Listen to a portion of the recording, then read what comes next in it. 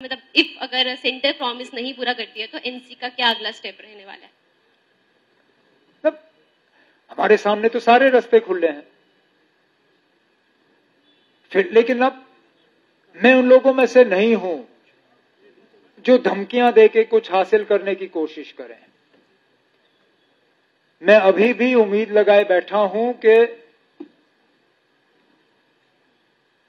बिना धमकी दिए हुए, बिना जम्मू कश्मीर में हालात खराब हुए, जम्मू कश्मीर के लोगों के साथ जो वादा किया गया है उसको पूरा किया जाएगा। जहां एक तरफ से आप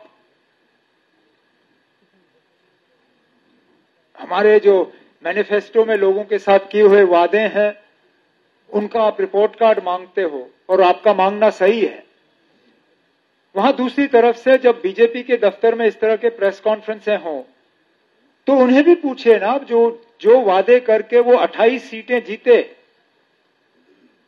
उनमें से सबसे बड़ा वादा तो स्टेटहुड का था।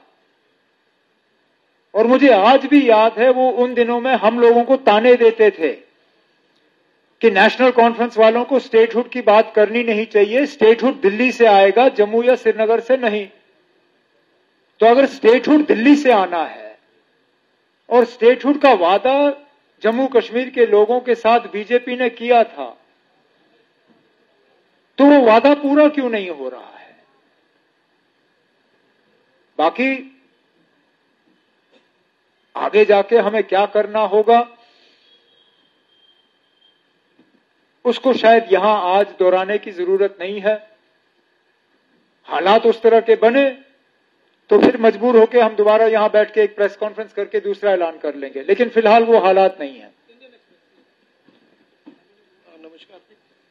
2024 की इलेक्शन से पहले सेंटर ने सुप्रीम कोर्ट में वादा तो किया कि इलेक्शन के बाद, कोई नहीं, आप बस हाथ ऊपर रख लीजिए, इलेक्शन के बाद एप्रोप्रिएट टाइम पे स्टेटहुड देंगे। अब स्टेटहुड नहीं मिल रही, तो आपको क्या लगता है कि डिले जो हो रहा है स्टेटहुड का देने का, क्योंकि बीजेपी का भी ये वादा था कि स्टेटहुड देंगे, अब डिले जो है कहीं ऐसा तो नहीं कि they want to pressurize National Conference government, your government, कि बीजेपी को भी पावर में लाया जाए? और दूसरा सवाल मेरा ये है कि अभी थोड़ी देर में दरबार मूव भी होगा कुछ दिनों के बाद। हाँ। तो क्या आप वो पुरानी जो ट्रेडिशन है उसको कायम रखेंगे, उसको रिस्टोर करेंगे कि पूरा दरबार मूव हो जम्मू में?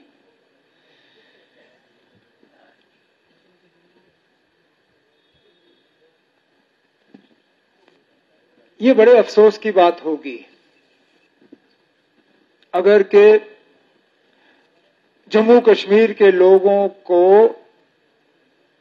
अपने स्टेटहुड के हक से महरूम रखा जाएगा सिर्फ इसलिए कि बीजेपी की हुकूमत यहां नहीं बनी।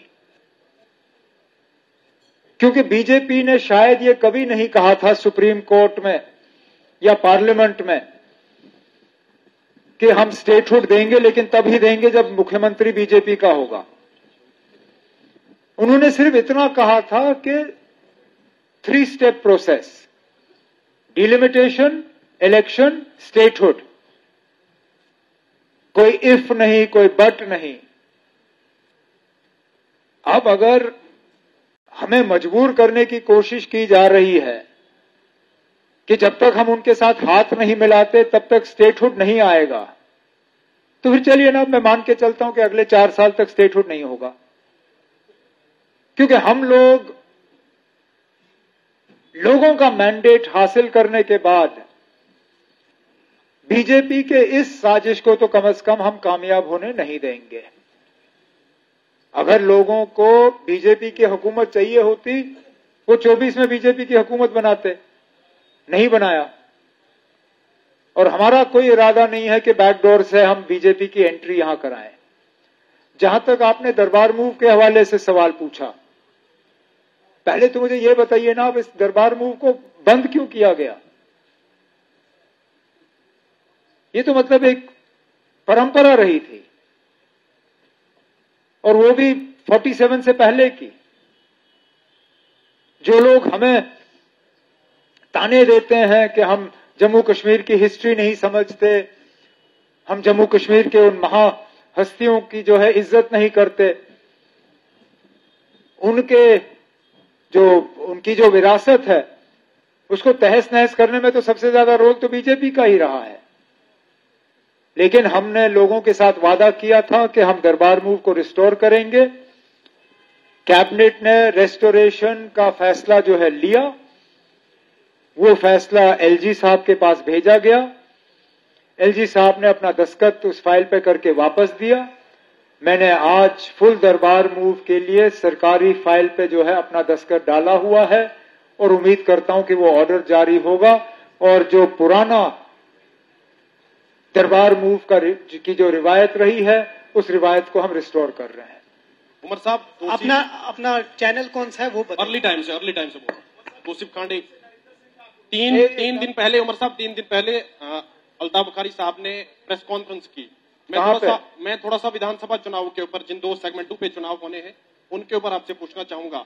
बडगाम सीट पर उन्होंने कहा कि आगा रहुल्ला साहब इंडिपेंडेंट कैंडिडेट वहां से उठा सकते हैं। क्या हम ये मान सकते हैं या फिर ये ऐसा हो सकता है कि बडगाम सीट पर आगा रहुल्ला साहब का अपना कैडर हो सकता है, आपका अपना कैडर हो सकता है?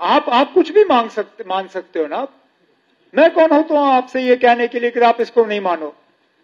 आप अगर मानना चाहते हो आप मान लीजिए। जिस तरह से बयान आगा रहुल्ला साहब भी कर रहे हैं। एक सेकंड, आप सवाल पूछो ना। आप सवाल पूछिए। यही सवाल है, क्या ऐसा हो सकता है या कुछ भी हो सकता है ना, कुछ भी हो सकता है। मैं यहां बैठ के कैसे कर सकता हूं ना कि ये मुमकिन ही नहीं। लेकिन ये मालूम होने लगा है कि नेशनल कॉन्फ्रेंस बडगाम सीट पर 2 कैडर हो सकते हैं। ये मालूम होने लगा। किसको मालूम होने लगा? हम लोगों को मालूम होने लगा। आपको? तो फिर ठीक है ना।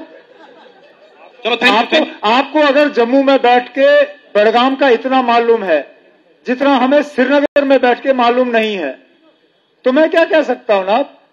फिर मुझसे ज्यादा आप बुद्धिमान हो। मैंने शुरुआत में ही अल्ताफ बुखारी साहब का जिक्र किया था। उन्होंने भी कहा कि आगा साहब वहां से इंडिपेंडेंट कैंडिडेट उठा सकते हैं। तो अब अगर रूहुल्ला अल्ताफ बुखारी साहब के मशवरे के मुताबिक काम करना चाहते हैं तो उनको कौन रोक सकता है? लेकिन इस तरह का कोई असेसमेंट या इस तरह की कोई बात जो है हम ग्राउंड से नहीं सुन रहे हैं। अब अल्ताफ बुखारी साहब को एक शोषा डालना चाहे और उस पर आप जैसे लोग उछल कूद करें तो मैं कैसे रोक सकता हूं इस चीज को? Hi, Umar Saab. Umar Saab, my question is related to Darbar move. If you remember, once you had said that why should the Chief Minister, why should the ministers and bureaucrats move to Srinagar during scorching summers in Jammu, and why should Chief Minister, ministers and bureaucrats move to Jammu during harsh winters in Kashmir Valley? It should be the other way round. So what's your stand on the Darbar move issue as far as did you have a stand when the Darbar move was stopped? For all that time you people were silent. जब बंद हुआ तब किसी ने शोर नहीं मचाया। बंद करने वालों को इलेक्शन में शाबाशी भी दी।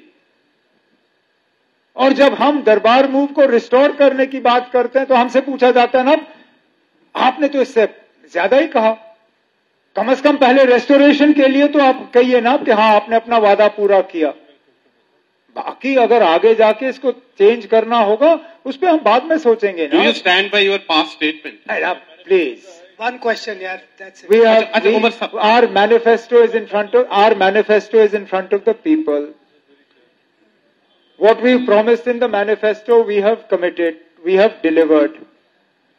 What I talked about was not a sovereign commitment of the government. It was an idea. It is an idea that I am happy to discuss both with the people of Jammu and the people of Srinagar. But at the moment, I think you should focus on what is important, which is that Jammu was marginalized by the people who claim to be the true representatives of Jammu. And Jammu's marginalization has been stopped by those people who have traditionally been seen as anti-Jammu. You have always painted us as a Kashmir party, not a party of Jammu Kashmir. With this step of restoration of the Darbar move, I hope to some extent we have addressed the propaganda that we are a party of Jammu and Kashmir.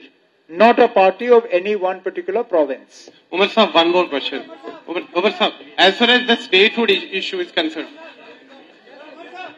Who are you giving it to, Tanveer?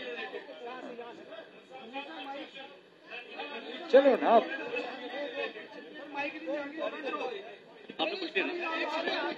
Umar साहब का हो गया ना। उमर साहब ये नहीं ना हमने ऐसे नहीं ना नहीं not like this one each ना।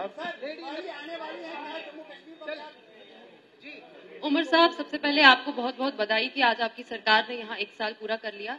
जम्मू कश्मीर की जनता के हवाले से बात नहीं करेंगे, आपके सांसद साहब के हवाले से बात करेंगे। उन्होंने कहा है कि एनसी सरकार ने जो है वो जम्मू कश्मीर की जनता के एक्सपेक्टेशंस पर खड़ी नहीं उतरी और जो वादे चुनाव से पहले किए। सॉरी, ये किसने कहा? आगा सैयद रुल्ला मैदी साहब ने कहा है कि एनसी सरकार जम्मू कश्मीर की जनता के एक्सपेक्टेशंस पर खड़ी नहीं उतरी है। ये आप उनसे पूछ लीजिए ना, मुझसे पूछ। मैं रूहुल्लाह की बात पे कोई टिप्पणी नहीं करूंगा। अगर उनकी बात पे आपको टिप्पणी चाहिए आप उन्हीं से ले लीजिए ना, मैं नहीं करूंगा।